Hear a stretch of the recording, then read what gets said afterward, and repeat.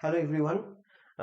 আমি আজকে আমাদের যে ইন্ডিয়ান পলিটি অ্যান্ড কনস্টিটিউশনের আমাদের যে ফার্স্ট টপিক তোমরা সবাই দেখতে পাচ্ছ, হিস্টোরিক্যাল ব্যাকগ্রাউন্ড পার্ট 1, এটা নিয়ে আমরা আলোচনা করা শুরু করছি। তো খুব ইম্পর্টেন্ট একটা টপিক, এখান থেকেই আমাদের মেনলি আমাদের যে পলিটি সেই সিলেবাস এখান থেকেই স্টার্ট হচ্ছে। তো তোমরা সবাই ক্লাসটা দেখো, আশা করি তোমাদের ভালো লাগবে। হিস্টোরিক্যাল ব্যাকগ্রাউন্ডে প্রথমে আগে আমাকে যেটা জানতে হবে সবচেয়ে আগে, সেটা হলো অ্যাকচুয়ালি হিস্টোরিক্যাল ব্যাকগ্রাউন্ড মানেটা কি? কিছুই নয়, আমাদের যে সংবিধান, আমাদের যে কনস্টিটিউশন, সেই কনস্টিটিউশনের যেভাবে আমাদের কনস্টিটিউশনটা উঠে এসছে, ঠিক আছে, তার ব্যাকগ্রাউন্ড, ঠিক আছে, কিছু ইম্পর্টেন্ট আইনের ভিত্তিতে আমাদের কিন্তু এই কনস্টিটিউশন তৈরি হয়েছে। তো এমন নয় যে কনস্টিটিউশন হঠাৎ করে ওয়ান ফাইন মর্নিং তৈরি হয়ে গেছে, তো তার পেছনে কিন্তু একটা ব্যাকগ্রাউন্ড আছে। এবং সেই ব্যাকগ্রাউন্ড গুলো জানতে গেলে কিছু ইম্পর্টেন্ট অ্যাক্ট আমাদের জানতে হবে, যেটা খুব ইম্পর্টেন্ট। এবং আইনগুলোর ক্ষেত্রে আমরা অবভিয়াসলি সেই আইনগুলোই পড়বো যে আইনগুলো আমাদের পরীক্ষার জন্য ইম্পর্টেন্ট। মেনলি এখানে দুটো ফেজ আমরা পড়বো। একটা দেখে নাও তোমরা, কোম্পানি রুল। কোম্পানি রুলটা মেনলি 1773 সালের রেগুলেটিং অ্যাক্ট যখন শুরু হচ্ছে, তখন থেকে একদম 1857 সালে সিপাহী বিদ্রোহ হচ্ছে, এবং তারপর 1858-এ যে গভর্নমেন্ট অফ ইন্ডিয়া অ্যাক্ট আসছে, সেটা হলো আমাদের সেই পার্টিকুলার আইনের মাধ্যমে ইস্ট ইন্ডিয়া কোম্পানির যে শাসন সেটা শেষ হচ্ছে। এবং তারপর ক্রাউন রুল শুরু হচ্ছে। এবং ক্রাউন রুল মানে হলো সেই সময় যখন সরাসরি ব্রিটিশরা আমাদের দেশকে কন্ট্রোল করছে, ইস্ট ইন্ডিয়া কোম্পানির মাধ্যমে নয়। তো দুটো ফেজ আমরা কিন্তু এই হিস্টোরিক্যাল ব্যাকগ্রাউন্ডে পড়বো। তো আমরা স্টার্ট করছি আমাদের প্রথমে এই কোম্পানি রুলের যে ইম্পর্টেন্ট আইন সেগুলো থেকে। কারণ সেগুলো থেকে আমরা একটা একটা করে যদি ভালো করে বুঝি, তাহলে কিন্তু ক্রাউন রুলগুলো বা তার ইম্পর্টেন্ট যে আইনগুলো, সেগুলোও কিন্তু আমাদের বুঝতে অনেক সুবিধে হবে। তাহলে চলো শুরু করে দেওয়া যাক। প্রথমে আমরা একটুখানি ইস্ট ইন্ডিয়া কোম্পানি সম্বন্ধে পড়ে নিই। ইস্ট ইন্ডিয়া কোম্পানি সম্বন্ধে পড়ার আগে আমাদেরকে একটা ছোট কনসেপ্ট জানতে হবে, যে কনসেপ্টটা সবাই একটু দেখে নাও। খুব ইম্পর্টেন্ট কনসেপ্ট, যেটা হলো, যেটাকে আমরা বলি white man's burden. White man's burden, কারণ এই কনসেপ্টটা না বুঝলে আমরা কিন্তু কলোনাইজেশনের ব্যাপারটা বুঝতে পারবো না। এই হোয়াইট ম্যানস বার্ডেন কিন্তু খুব ইম্পর্টেন্ট একটা কনসেপ্ট। ইউরোপীয়দের, যারা ইউরোপিয়ান, তাদের একটা অদ্ভুত ধারণা বলা যায় ছিল, যে তারা মনে করত আমেরিকায় যারা বসবাস করে, আফ্রিকাতে যারা বসবাস করে, এশিয়াতে যারা বসবাস করে, তারা বেসিক্যালি আনএডুকেটেড, আনকালচার। তাই তাদেরকে যেটা করতে হবে, তাদেরকে কালচার করতে হবে, তাদেরকে বেসিক্যালি এডুকেশন দিতে হবে। এবং তাদেরকে এডুকেশন দিতে গেলে যেটা করতে হবে, সেটা হলো সেই সমস্ত দেশে পলিটিক্যাল কন্ট্রোল নিতে হবে, কলোনাইজেশন করতে হবে। তোমরা সবাই জানো, আমরা যদি বলি ভারতবর্ষের ইতিহাসে 1498 খুব ইম্পর্টেন্ট একটা টাইম। কারণ 1498-এ প্রথম পর্তুগিজরা ভারতবর্ষে আসছে, যখন ভাস্কো দা গামা ভারতবর্ষে আসছে। এবং তারপর কিন্তু আস্তে আস্তে আমরা দেখেছি শুধু পর্তুগিজ নয়, পর্তুগিজরা এসছে, ফ্রেঞ্চ তারা এসেছে সবার শেষে, ব্রিটিশরা এসছে, ডাচ এসছে, ডেনিশ এসছে। তো ন্যাচারালি ইস্ট ইন্ডিয়া কোম্পানিও কিন্তু ভারতবর্ষে তারা 1600 সালে একটা legal permission, charter. Charter is basically nothing but, charter কিছুই নয়, চার্টার হলো একটা লিগাল পারমিশন। এই 1600 সালের যে চার্টার, সেই চার্টারের মাধ্যমে ইস্ট ইন্ডিয়া কোম্পানি কিন্তু ভারতবর্ষে আসে, এবং তারা এসে পৌঁছয় 1608-এ। তাহলে চার্টারটা 1600 সালে আসছে, যে তারা ভারতবর্ষে গিয়ে একচেটিয়া ব্যবসা করতে পারবে। এবং 1600 সালে আসার পর 1608 সালে তারা ভারতবর্ষে এসে পৌঁছচ্ছে। তাহলে আমরা যদি একটু দেখি, প্রথমে দেখে নাও ইস্ট ইন্ডিয়া কোম্পানির সম্বন্ধে যদি আমরা একটু দেখি। আহ এই দেখো, বলছে East India company get the royal charter in 1600 to trade in Indian Ocean region, that is East Indies, and reached India in 1608। তাহলে আলটিমেট তারা 1608-এ ভারতবর্ষে এসে পৌঁছচ্ছে। 1608-এ যখন তারা ভারতবর্ষে আসছে, তখন কিন্তু তাদের মেন টার্গেটটা, ইনিশিয়ালি তারা কি কেন এসেছিল, তারা ইনিশিয়ালি এসেছিল ব্যবসা করার জন্য। মানে টার্গেটটা অবভিয়াসলি ব্যবসা করা কখনোই ছিল না, টার্গেটটা ছিল ভারত শাসন করা। কিন্তু ইনিশিয়ালি তারা ব্যবসা অ্যাজ এ ট্রেডার হিসেবে আসে এবং আস্তে আস্তে আমরা দেখবো তারা ট্রেডার থেকে কিন্তু রুলারে পরিণত হবে। ঠিক আছে, তাহলে 1608 সালে তারা ভারতবর্ষে এসে পৌঁছচ্ছে। Jahangir gave the permission to open the factory, জাহাঙ্গীরের থেকে তারা প্রথম ফ্যাক্টরির পারমিশন পায়। তোমরা জানো মাসলিপট্টনমে তারা একটা ফ্যাক্টরি খোলে এবং সুরাটে প্রথম ব্রিটিশ ইস্ট ইন্ডিয়া কোম্পানির ফুল ফ্লেজ ফ্যাক্টরি তৈরি হচ্ছে। এটা যদিও ইতিহাসের জিনিস, বাট এই জিনিসগুলো যদি আমরা প্রথমেই বুঝে নিতে পারি তাহলে কিন্তু আমাদের হিস্টোরিক্যাল ব্যাকগ্রাউন্ডের আইনগুলো বুঝতে সুবিধা হবে। আমরা একটু দেখে নিই। বলছে formed the Bengal presidency, that is headquarter Fort William, Madras presidency headquarter Fort St George, and Bombay presidency headquarter Bombay Castle to regulate the factories established in different part of the country। অর্থাৎ এখানে কি হচ্ছে, এখানে mainly যেটা হচ্ছে যে factory গুলো ওরা প্রথমে একটা একটা করে তৈরি করছে। আমি বললাম তোমাদেরকে যে সুরাটে ওদের প্রথম ফ্যাক্টরি তৈরি হয়, তারপর কি হয় ইস্টার্ন জোনে যত ফ্যাক্টরি আছে সেটাকে কন্ট্রোল করার জন্য কিন্তু ওরা তৈরি করছে Bengal presidency. Bengal presidency headquarter Fort William, এইভাবে বোম্বে প্রেসিডেন্সি হেডকোয়ার্টার হলো Bombay castle, Madras presidency Saint Fort George তৈরি হচ্ছে। এই অবধি কিন্তু ব্রিটিশরা একদম ভালোভাবে ব্যবসা বাণিজ্য করে গেছে। সমস্যাটা তখন দেখা দিচ্ছে যখন ব্রিটিশদের সামনে কিন্তু দুটো পাওয়ার, ব্যাপারটা বোঝার চেষ্টা করো, যতদিন ওরা নর্মাল শাসন করেছে কোনো সমস্যা নেই, এবার যখন আলটিমেট ওরা ভাবছে যে ওরা মেন খোলস ছেড়ে বেরোবে, অর্থাৎ এতদিন ছিল ব্যবসা বাণিজ্য, ব্যবসা বাণিজ্য থেকে ওরা যখন মেন ভাবছে যে না এবার আমাদেরকে ব্যবসা বাণিজ্য থেকে বেরিয়ে এসে ভারতবর্ষে কলোনি তৈরি করতে হবে, তখন কিন্তু এদের পথে দুটো কাঁটা। একটা কাঁটাকে, একটা কাঁটা হলো অবভিয়াসলি আদার ইউরোপিয়ান পাওয়ার, অন্যান্য যে ইউরোপিয়ান পাওয়ার গুলো রয়েছে তারা একটা কাঁটা অবভিয়াসলি আমি বলবো, এবং তার সাথে আরেকটা কাঁটা কারা, আরেকটা কাঁটা কারা তোমরা খুব ভালো করে জানো, আরেকটা কাঁটা হলো আমাদের যে ভারতবর্ষের নেটিভ রুলার্স, ভারতবর্ষের যে নেটিভ রুলার্স, নেটিভ রুলার্স তারা হলো আরেকটা কাঁটা। এই দুটো কাঁটা কিন্তু থাকবে। এবার তোমরা খেয়াল করে দেখবে সেই সময় কিছু যুদ্ধ হয়েছিল, আমি যদি তোমাদেরকে এক্সাম্পল বলি ব্যাটেল অফ ওয়ান্ডি ওয়াশ, ফ্রেঞ্চদের সাথে যুদ্ধ, বা ধরে রাখো ব্যাটেল অফ বিদেরা, কাদের সাথে যুদ্ধ না ডাচদের সাথে যুদ্ধ। কারণটা কি, কারণ অন্যান্য ইউরোপিয়ান পাওয়ারদের হারাতে হবে, কারণ তারা পথের কাঁটা, ব্রিটিশদের পথের কাঁটা। যদি নেটিভ রুলার্স বলি তাহলে তোমরা জানো battle of Plassey, battle of boxer, কারণ এই যুদ্ধগুলো না করলে কিন্তু ওই ট্রেডার থেকে রুলার হওয়া যাবে না, কারণ মেন লক্ষ্যটা কি হোয়াইট ম্যানস বার্ডেন, রুল করতে হবে। তাহলে রুল যদি করতে হয় তাহলে ট্রেডার থেকে রুলার হতে গেলে প্রথমে অন্যান্য ইউরোপিয়ান পাওয়ারদের হারাতে হবে, কারণ ব্রিটিশদের কিন্তু অনেক প্রতিদ্বন্দ্বী সেই সময়, সেই সময় আমাদের দেশে ফ্রেঞ্চরা আছে, পর্তুগিজরা আছে, ডাচ আছে, ডেনিশ আছে, তাদেরকে হারাতে হবে। তাই আদার ইউরোপিয়ান পাওয়ারদের যেমন হারাতে হবে, অন্যান্য নেটিভ রুলারদেরও কিন্তু হারাতে হবে। এটার কথা মাথায় রেখে কিন্তু কিছু যুদ্ধে তারা ইনভলভ হয়ে যায়, এবং এই এতগুলো যুদ্ধ করার জন্য যেটা হয় তাদের ইকোনমি কিন্তু ভয়ঙ্কর ভাবে ক্ষতিগ্রস্ত হয়, যেটা হওয়াটা খুব স্বাভাবিক, কারণ যুদ্ধ করলে যে ইকোনমি ক্ষতিগ্রস্ত হবে সেটা নিয়ে তো কোনো পার্ট মানে বলতে পারি কোনো মতভেদ থাকার কথা নয়। তো এরপর যে ঘটনা ঘটছে তোমরা দেখো, রেগুলেটিং অ্যাক্টের আগে আমরা একটু দেখে নিই এই পয়েন্টটা, যে 24 members court of directors was formed to manage the commercial and political affairs of the company। একটা জিনিস মাথায় রাখতে হবে, এই কোম্পানি যখন শাসন হচ্ছে তখন কিন্তু 24 জন মেম্বারের কোর্ট অফ ডিরেক্টর তৈরি করা হয়েছিল। ঠিক আছে, এদের কাজ কি ছিল, এদের কাজ ছিল দুটো কাজ। একটা হলো অবভিয়াসলি কমার্শিয়াল অ্যাফেয়ারটা দেখা, মানে হলো ব্যবসা বাণিজ্যের দিকটা দেখা, আর সেকেন্ড যে কাজটা সেটা হলো পলিটিক্যাল অ্যাফেয়ার দেখা, কারণ আস্তে আস্তে আস্তে আস্তে কিন্তু ওরা বলতে পারি আমি খোলস ছেড়ে বেরোনোর চেষ্টা করছে। আর খোলস ছেড়ে বেরোনো মানে কি, খোলস ছেড়ে বেরোনো মানে ব্যবসা করতে হবে, তাই তো? ব্যবসা করার সাথে সাথে কি করতে হবে, দেশ শাসন করতে হবে, ভারতে কলোনি তৈরি করতে হবে। তাই পলিটিক্যাল অ্যাফেয়ারটা কিন্তু প্রাথমিকভাবে ইস্ট ইন্ডিয়া কোম্পানি সেটার জন্য এবং তার সাথে কমার্শিয়াল অ্যাফেয়ার দুটো দেখার জন্য কিন্তু তৈরি হচ্ছে কোর্ট অফ ডিরেক্টর।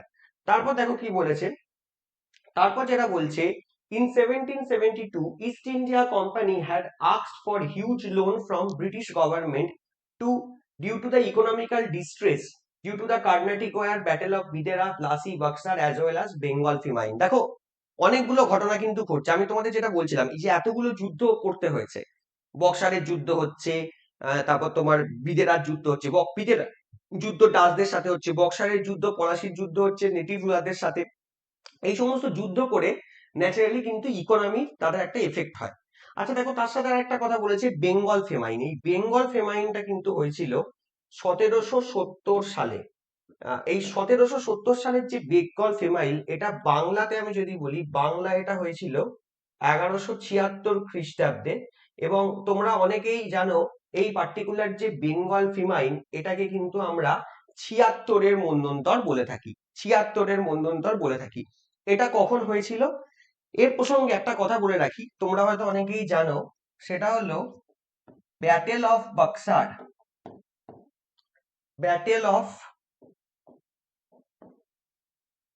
বক্সার যেটা, এই ব্যাটেল অফ বক্সারটা কবে হয়েছিল? আমরা সবাই জানি ব্যাটেল অফ বক্সার হয়েছিল 1764 সালে। এই 1764 সালে ব্যাটেল অফ বক্সার হওয়ার পরে একটা ট্রিটি সাইন হয়, যে ট্রিটিটাকে আমরা বলি এলাহাবাদ ট্রিটি। ঠিক আছে, এলাহাবাদ ট্রিটি সাইন হয়।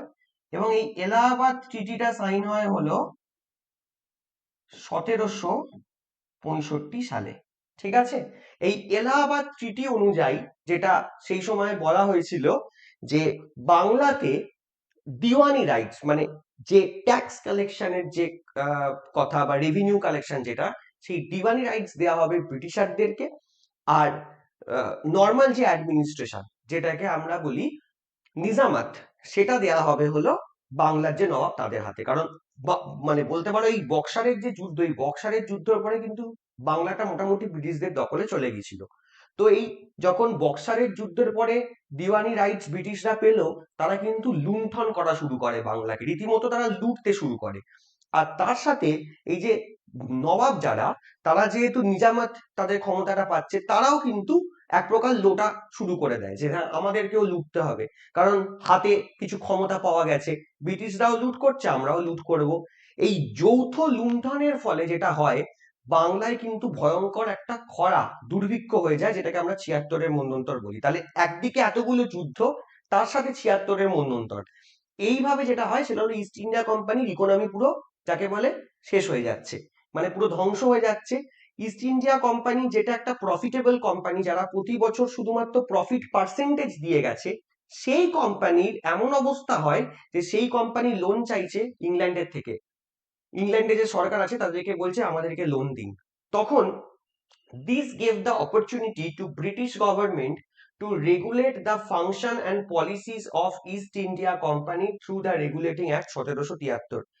এবং তখন ব্রিটিশদের মনে হলো, বা ব্রিটিশ সরকারের মনে হলো, যে আমাদের প্রিয় কোম্পানি, যে কোম্পানি 1608 সাল থেকে ভারতবর্ষে রয়েছে, 1600 সালের চার্টার অ্যাক্টের মাধ্যমে তাদেরকে আমরা পাঠিয়েছি, ভারতবর্ষে একমাত্র ব্রিটিশ কোম্পানি হিসেবে তারা ব্যবসা করে, মনোপলি ব্যবসা করে, সেই কোম্পানির আজকে এই অবস্থা, যে কোম্পানিকে লোন চাইতে হচ্ছে, কোম্পানির ইকোনমির আজকে এই অবস্থা, কিনা নেটিভ রুলারদের সাথে তাদেরকে যুদ্ধ করতে হয়েছে, অন্যান্য ইউরোপিয়ান পাওয়ারদের সাথে তাদেরকে যুদ্ধ করতে হয়েছে, এবং অবশ্যই তার সাথে আরেকটা যেটা সমস্যা, সেটা হলো এই 76-এর মধ্যন্তর, তাতে যে আলটিমেট ইকোনমিতে এফেক্ট হচ্ছে, সেটার জন্য এদেরকে লোন দিতে হবে। তাহলে লোন যদি এদেরকে দিতেই হয়, তাহলে এদেরকে কি করতে হবে? এদেরকে আপাতত একটু আমাদের রেগুলেট করতে হবে, এদেরকে নিয়ন্ত্রণ করতে হবে। তো এই জন্য ইস্ট ইন্ডিয়া কোম্পানি ঠিক করলো যে রেগুলেটিং অ্যাক্ট পাস করানো হবে। মেনলি ইস্ট ইন্ডিয়া কোম্পানি বললাম, সরি, ব্রিটিশ গভর্নমেন্ট ঠিক করলো যে রেগুলেটিং অ্যাক্ট পাস করানো হবে, কারণ রেগুলেটিং অ্যাক্টের মাধ্যমে যেটা করা হবে সেটা হলো ইস্ট ইন্ডিয়া কোম্পানিকে একটু রেগুলেট করা হবে। তাহলে আমরা দেখে নিই নেক্সট যে স্লাইডটা, সেটা দেখে নাও, যে রেগুলেটিং অ্যাক্ট কিভাবে আমরা এলো। তা দেখো, রেগুলেটিং অ্যাক্ট কিভাবে এলো সেটা মোটামুটি আমরা বুঝতে পেরে গেছি। এবার আমরা রেগুলেটিং অ্যাক্টের যে আইনগুলো, মানে আইনে যেগুলো বলা আছে, সেগুলো সম্বন্ধে একটু পড়াশোনা করব। দেখো, প্রথম যেটা বলা হচ্ছে, regulating act and the dual system of government of Bengal. অর্থাৎ বাংলায় যে ডুয়েল সিস্টেম চালু হয়েছিল, এই যে আমি একটু আগে তোমাদেরকে বলছিলাম নিজামতের কথা, দিওয়ানির কথা, সেই ডুয়েল সিস্টেম কিন্তু বাংলায় বন্ধ হলো রেগুলেটিং অ্যাক্টের মাধ্যমে। এখানে ডুয়েল সিস্টেম সম্বন্ধে বলা আছে, যে ডুয়েল সিস্টেমের কথা আমি অলরেডি তোমাদেরকে বলে দিয়েছি। তার সাথে কি হলো না, governor of Bengal designated as governor general of Bengal and created executive council of 4 members to assist him. যেহেতু বাংলায় ব্রিটিশরা বাংলাটাকে প্রায় দখল করে নিয়েছে, তাই জন্য বলা হলো যে বাংলার যে গভর্নর, মানে বাংলার, অ্যাকচুয়ালি আমি তোমাদেরকে বলে রাখি, সেই সময় কিন্তু বেঙ্গলে, মানে বেঙ্গল প্রেসিডেন্সিতে সেখানে একজন গভর্নর ছিলেন,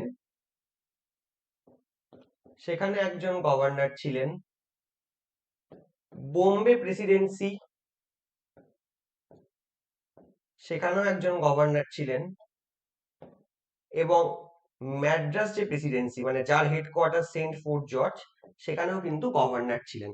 তো বাংলার গভর্নরকে কিন্তু একটা তাকে স্পেশাল ক্ষমতা দেয়া হলো, তার ডেজিগনেশনটা চেঞ্জ করে দেয়া হলো governor general of Bengal. Governor general of Bengal করে দেওয়া হলো, এবং তার আন্ডারে চলে এলো বোম্বে এবং ম্যাড্রাস। তাহলে কি হচ্ছে, governor of Bengal designated as governor general of Bengal, আর এই গভর্নর জেনারেলকে সাহায্য করার জন্য 4 জন মেম্বারের একটা এক্সিকিউটিভ কাউন্সিল ছিল। মানে আমি যদি ব্যাপারটাকে একটুখানি ইলাবোরেট করি, তাহলে গভর্নর জেনারেল অফ বেঙ্গল,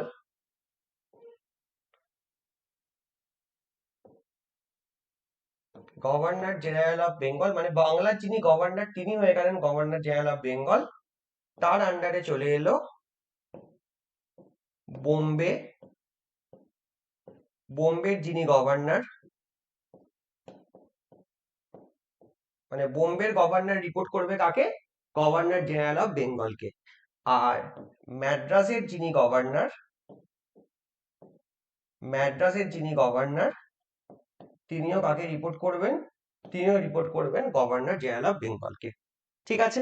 আর এই দেখো এখানে পয়েন্টটা দেখে নাও কি বলছে, যে এই গভর্নর জেনারেল অফ বেঙ্গলকে সাহায্য করার জন্য একটা 4 জন মেম্বারের এক্সিকিউটিভ কাউন্সিল তৈরি হলো। তাহলে গভর্নর জেনারেল অফ বেঙ্গলকে সাহায্য করার জন্য একটা এক্সিকিউটিভ কাউন্সিল তৈরি হলো, যেখানে কতজন মেম্বার, 4 জন মেম্বার। এটা কিন্তু রেগুলেটিং অ্যাক্ট 1773 এর মাধ্যমেই হচ্ছে। তার সাথে এখানে যদি আমরা দেখে নিই আর কি কি চেঞ্জেস হলো, ইম্পর্টেন্ট কিছু পয়েন্ট এখানে পড়তে হবে। যেমন দেখো, first governor general of Bengal কে ছিলেন লর্ড ওয়ারেন হেস্টিংস। তার মানে ইতিহাসে প্রশ্ন আছে যে বাংলার শেষ গভর্নর কে, বাংলার শেষ গভর্নর ওয়ারেন হেস্টিংস, কারণ বাংলার যিনি শেষ গভর্নর তিনি হয়ে যাচ্ছেন বাংলার প্রথম গভর্নর জেনারেল ওয়ারেন হেস্টিংস। কবে হচ্ছেন, 1773 সালে রেগুলেটিং অ্যাক্টের মাধ্যমে হচ্ছেন। নেক্সট কি বলছে, governor of Bombay and Madras presidency becomes subordinate to the governor general of Bengal. Already আমি এক্সপ্লেন করে দিয়েছি যে ম্যাড্রাস এবং বোম্বে বাংলার সাবঅর্ডিনেটে চলে এলো, বাংলার আন্ডারে চলে এলো, মানে বাংলার যিনি গভর্নর জেনারেল তাকে রিপোর্ট করবে ম্যাড্রাসের গভর্নর, এবং তাকে রিপোর্ট করবে বোম্বের গভর্নর। বুঝতে পেরেছো? It provided the establishment of Supreme Court at Calcutta in 1774 comprising 1 Chief Justice and 3 other judges. খুব ইম্পর্টেন্ট এই পয়েন্টটা তোমাদেরকে মাথায় রাখতে হবে। এই রেগুলেটিং অ্যাক্ট 1773 এর মাধ্যমে কিন্তু সুপ্রিম কোর্ট অফ ক্যালকাটা তৈরি হয়। মাথায় রাখবে, এই সুপ্রিম কোর্ট অফ ক্যালকাটার সাথে কিন্তু সুপ্রিম কোর্ট অফ ইন্ডিয়ার কোনো সম্পর্ক নেই, কারণ সুপ্রিম কোর্ট অফ ইন্ডিয়া, যেটাকে তোমরা বর্তমানে সুপ্রিম কোর্ট বলো, সেই সুপ্রিম কোর্ট কিন্তু তৈরি হচ্ছে অনেক পরে। সেই সুপ্রিম কোর্ট তৈরি হয়েছে 28 জানুয়ারি 1950। তাই মাথায় রাখবে, এই যে সুপ্রিম কোর্ট অফ ক্যালকাটা, তার সাথে কিন্তু সুপ্রিম কোর্ট অফ ইন্ডিয়ার কোনো সম্পর্ক নেই। এই সুপ্রিম কোর্ট অফ ইন্ডিয়ার ফেডারেল কোর্টকে রিপ্লেস করছে, যেটা নিয়ে আমরা পরে ডিসকাস করব। ফেডারেল কোর্ট 1937 সালে তৈরি হয়, গভর্নমেন্ট অফ ইন্ডিয়া 1935 সালের রেকমেন্ডেশন, সেটা আমরা পরে আলোচনা করব। এখানে যেটা তৈরি হচ্ছে supreme court of Calcutta. Supreme court of ক্যালকাটার যিনি চিফ জাস্টিস ছিলেন তার নাম ছিল এলিজা ইম্পে।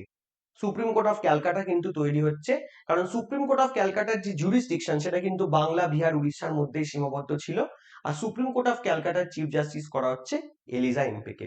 মোটামুটি এই হলো 1773 সালের রেগুলেটিং অ্যাক্ট। তো আশা করি এক্সপ্লেনেশনের পর তোমরা বুঝতে পেরেছো, সুবিধা হয়েছে। এরপরে নেক্সট যে আইন সেটা নিয়ে আমরা আলোচনা করব, এবং এই আইনটাও কিন্তু খুব ইম্পর্টেন্ট আইন। সেটা হলো পিটস ইন্ডিয়া অ্যাক্ট 1784, 1784 সালের পিটস ইন্ডিয়া অ্যাক্ট। উইলিয়াম পিট সেই সময়কার যে ব্রিটিশ প্রাইম মিনিস্টার তার নাম অনুসারে এই পিটস ইন্ডিয়া অ্যাক্ট 1784 পাশ করানো হয়েছিল। মেনলি দেখো রেগুলেটিং অ্যাক্টে কিছু বলতে পারি আমি সমস্যা ছিল, যেটা হয় মানে একটা নতুন আইন তৈরি হয়েছে, হঠাৎ করে ইস্ট ইন্ডিয়া কোম্পানিকে কন্ট্রোল করা হচ্ছে, তো এই জন্য খুব স্বাভাবিক ব্যাপার যে কিছু তো ডিসক্রিপেন্সি থাকবে, কিছু তো সমস্যা থাকবে। তো সেই জন্য সেগুলোকে মেনলি যে চ্যালেঞ্জগুলো ছিল সেগুলোকে মেনলি রেকটিফাই করার জন্য অ্যাক্ট অফ সেটেলমেন্ট 1781 পাস হয়, যেটা আমাদের খুব একটা ইম্পর্টেন্ট আইন নয় পলিটির নিরিখে, বাট ডেফিনেটলি খুব ইম্পর্টেন্ট আইন হলো পিটস ইন্ডিয়া অ্যাক্ট 1784, 1784 সালের পিটস ইন্ডিয়া অ্যাক্ট। দেখো এখানে যেটা মেনলি বলা হচ্ছে, named after British Prime Minister William Pitt, the Pitt's India Act 1784, also known as East India Company Act 1784, এটাকে 1784 সালে ইস্ট ইন্ডিয়া কোম্পানি অ্যাক্টও বলা হয়, পিটস ইন্ডিয়া অ্যাক্ট নামে এটা বেশি পরিচিত। পিটস India act 1784 separated the East India Company's political and commercial activity। আচ্ছা, এর আগে আমি তোমাদেরকে পড়িয়েছিলাম যে ইস্ট ইন্ডিয়া কোম্পানির একটা বডি ছিল যার নাম ছিল কোর্ট অফ ডিরেক্টরস, যেখানে 24 জন মেম্বার ছিল। এই কোর্ট অফ ডিরেক্টরস দুটো কাজ করত, আমরা দেখেছি। একটা কাজ তারা কি করত, একটা কাজ তারা পলিটিক্যাল অ্যাফেয়ারটাও দেখতো এবং তার সাথে তারা কমার্শিয়াল অ্যাফেয়ারটাও দেখতো। এখানে যেটা করা হলো, আস্তে আস্তে যেহেতু ব্রিটিশ টেরিটরি বাড়ছে, বলা হলো বেশি দিন আর এই কোর্ট অফ ডিরেক্টরকে দিয়ে দুটো কাজ করানো যাবে না, তাহলে কি করতে হবে। এখানে এটা হলো 1784 সালের আইন থেকে কোর্ট অফ ডিরেক্টরকে বলা হলো, ভাই এবার তোমরা শুধুমাত্র কমার্শিয়াল কাজগুলো দেখো, ব্যবসা বাণিজ্যটা তোমরা দেখো, তোমাদেরকে আর পলিটিক্যাল ব্যাপারে নাক গলাতে হবে না। আর পলিটিক্যাল ব্যাপারে নাক গলানোর জন্য তৈরি হলো বিওসি বা বোর্ড অফ কন্ট্রোল, যারা মেনলি ইন্ডিয়াতে পলিটিক্যাল কাজগুলো দেখবে বা অ্যাডমিনিস্ট্রেটিভ কাজ দেখার জন্য বোর্ড অফ কন্ট্রোল যে বডিটা, সেটা তৈরি করা হলো এই 1784 সালের আইনের মাধ্যমে। বুঝতে পারছো তার মানেটা কি? তার মানেটা হলো যত দিন যাচ্ছে ততদিন কিন্তু ব্রিটিশরা বুঝতে পারছে এবার যেটা করতে হবে, আমাকে ডিস্ট্রিবিউশন অফ ওয়ার্ক করতে হবে। শুধুমাত্র কোর্ট অফ ডিরেক্টরকে দিয়ে কাজ করালে চলবে না, কারণ আস্তে আস্তে যত দিন যাবে তত ব্রিটিশদের কিন্তু এক্সপ্যানশন হবে। তারা কিন্তু শুধু ওই বাংলা, বোম্বে, ম্যাড্রাসের আন্ডারে সীমাবদ্ধ থাকবে না, তাদের কিন্তু আস্তে আস্তে এক্সপ্যানশন হবে। তো তাদেরকে যদি এক্সপ্যানশন করতে হয়, তাহলে এই একটা কোর্ট অফ ডিরেক্টরকে দিয়ে তারা ব্যবসা বাণিজ্যের কাজও দেখবে, তারা আবার ভারতবর্ষের শাসনতান্ত্রিক ব্যাপারগুলোও দেখবে। দুটো সম্ভব নয়, তার থেকে একটা কাজ করা হোক, কোর্ট অফ ডিরেক্টর ভাই তুমি শুধু ব্যবসার দিকটা দেখো, আর বোর্ড অফ কন্ট্রোল তোমাদের নতুন তৈরি করা হলো 1784 সালে আইনে, তোমাদের যেটা কাজ তোমরা পলিটিক্যাল অ্যাফেয়ারটা দেখবে, মানে কিভাবে একটার পর একটা টেরিটরি ব্রিটিশরা নেবে, অন্যদের থেকে দখল করবে। তোমরা দেখেছো এরপর আসবে বিভিন্ন ইম্পর্টেন্ট, তোমরা ইতিহাসে পড়েছো অধীনতামূলক মিত্রতা নীতি, সাবসিডিয়ারি অ্যালায়েন্স, ডালহাউসির সময় এসেছিল সত্যবিলোপ নীতি, ডক্ট্রিন অফ ল্যাপস। এগুলো কি? এগুলো অ্যাকচুয়ালি বিভিন্ন জায়গা দখল করার একটা প্রবণতা, চেষ্টা, তার জন্য বিভিন্ন নীতি ওরা নিয়ে আসে, তার জন্য বিভিন্ন পলিসি ওরা নিয়ে আসে। তাহলে কোর্ট অফ ডিরেক্টর শুধু কমার্শিয়াল অ্যাক্টিভিটি দেখবে, এর বাইরে আর কিছু কাজ করার দরকার নেই। আর বোর্ড অফ কন্ট্রোল তারা কি করবে, তারা শুধুমাত্র পলিটিক্যাল দিকটা দেখবে। তার মানে ডিস্ট্রিবিউশন অফ ওয়ার্ক হলো 1784 সালের আইনে। এই দেখো, দেখে নাও তাহলে সেপারেট করা হচ্ছে ইস্ট ইন্ডিয়া কোম্পানির পলিটিক্যাল আর commercial activity. Court of director ভাই তোমরা কমার্শিয়াল ফাংশন দেখবে, 24 জন মেম্বার থাকছে। Board of control newly formed body, এরা পলিটিক্যাল অ্যাফেয়ারটা সুপারভাইজ করবে, 6 জন মেম্বারের বোর্ড অফ কন্ট্রোল। আর এক্সিকিউটিভ কাউন্সিল তোমরা অলরেডি জানো, 4 জন মেম্বারের এক্সিকিউটিভ কাউন্সিল কবে তৈরি হয়েছিল? তৈরি হয়েছিল 1773 সালে রেগুলেটিং অ্যাক্টে, আমরা পড়েছি। সেটা কমিয়ে 3 জন হলো। এদের কাজ কি? গভর্নর এবং তার লিজিসলেটিভ প্রসিডিওরকে সাহায্য করা। এটা 3 জন হলো, মানে ছিল কজন? 4 জন, কমিয়ে 3 জন করা হলো। আর এই 3 জনের মধ্যে একজন কে হবে না, commander in chief of the British crowns army in India would be one of the, মানে ব্রিটিশ ক্রাউনের যে আর্মি, তার যে কমান্ডার ইন চিফ হবে, সে কিন্তু এই এক্সিকিউটিভ কাউন্সিলের একজন মেম্বার থাকবে, বাকি 2 জন অন্য মেম্বার থাকবে। এই হলো পিটস ইন্ডিয়া অ্যাক্টের সবচেয়ে ইম্পর্টেন্ট পয়েন্ট। এখান থেকে কিন্তু প্রশ্ন তোমাদের পরীক্ষায় আসবে। তার সাথে আমরা একটু দেখে নিই যে presidencies of Madras and Bombay become subordinate to the Bengal. আমরা অলরেডি পড়ে নিয়েছি বোম্বে এবং ম্যাড্রাস বেঙ্গলের সাবঅর্ডিনেট হলো। In effect Calcutta becomes the capital of the British পজেশনস in India, এবং ক্যালকাটা হয়ে গেল ব্রিটিশ সাম্রাজ্যের ক্যাপিটাল।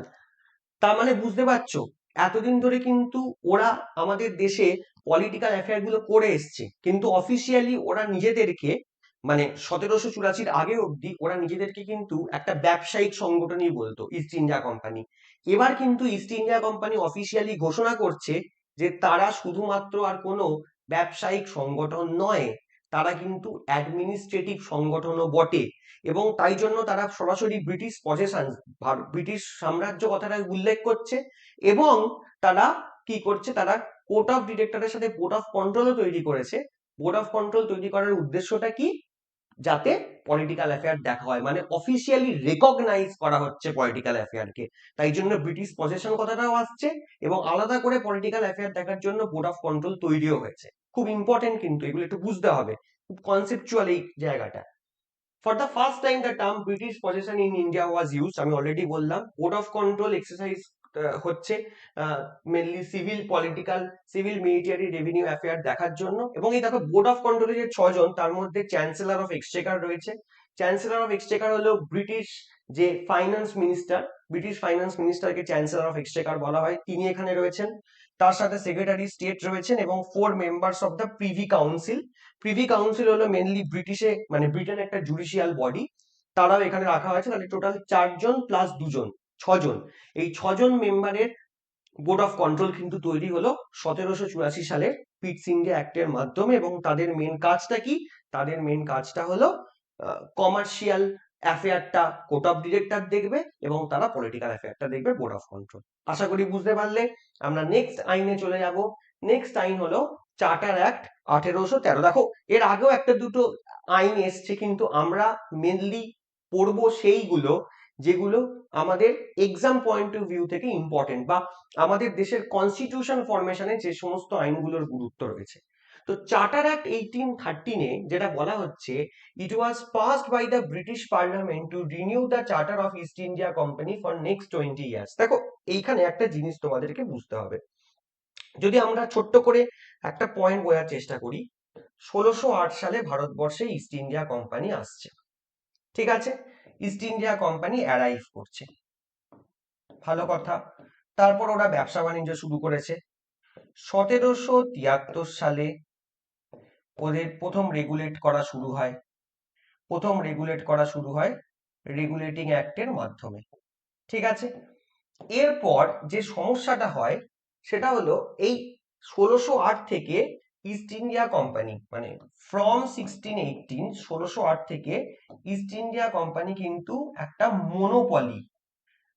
মনোপলি চালাচ্ছিল। কোথায় চালাচ্ছিল মনোপলিটা? না, ভারতবর্ষে একটা মনোপলি চালাচ্ছিল। মনোপলি মানে কি? মনোপলি মানে হলো একচেটিয়া কারবার, একচেটিয়া বিজনেস। এবং শুধুমাত্র ইস্ট ইন্ডিয়া কোম্পানি কিন্তু এই মনোপলি চালাচ্ছিল। মানে ইস্ট ইন্ডিয়া কোম্পানি ছিল একমাত্র ব্রিটিশ কোম্পানি যারা কিন্তু ব্যবসা করছিল, আর অন্যান্য কোনো ব্রিটিশ কোম্পানি কিন্তু ভারতে ব্যবসা করেনি। এইখানে একটা সমস্যা হচ্ছে, নেপোলিয়ান কি করছে? নেপোলিয়ান তোমরা জানো, বিখ্যাত ফ্রান্সের বিখ্যাত একজন শাসক। নেপোলিয়ান ইউরোপে কি করে, বিভিন্ন জায়গা দখল করে নিচ্ছে। ইউরোপে বিভিন্ন জায়গা নেপোলিয়ান দখল করে নিচ্ছে, মানে বিভিন্ন জায়গা যেখানে ব্রিটিশরা এক্সপোর্ট করতো, মাল রপ্তানি করতো, সেই জায়গাগুলো নেপোলিয়ান দখল করে নিচ্ছে। নেপোলিয়ান যখন সেই জায়গাগুলো দখল করে নিচ্ছে, তখন ন্যাচারালি ব্রিটিশ যারা মার্চেন্ট, যারা ব্যবসায়ী, তারা কিন্তু সেই জায়গাতে তো আর ব্যবসা করতে পারছে না। কারণ কি, নেপোলিয়ান দখল করে নিয়েছে, সেখানে এক্সপোর্ট করা বন্ধ হয়ে গেছে। তো এটাকে আমরা বলি নেপোলিয়ানের কন্টিনেন্টাল ড্রাফট থিওরি। এবার এই ঘটনা যখন ঘটছে, তখন ব্রিটিশ মার্চেন্টরা সোজা চলে যাচ্ছে ব্রিটিশ যে রাজা বা ব্রিটিশ মনার্ক বা ব্রিটিশ সরকারের কাছে, যে এবার আমাদের কি হবে?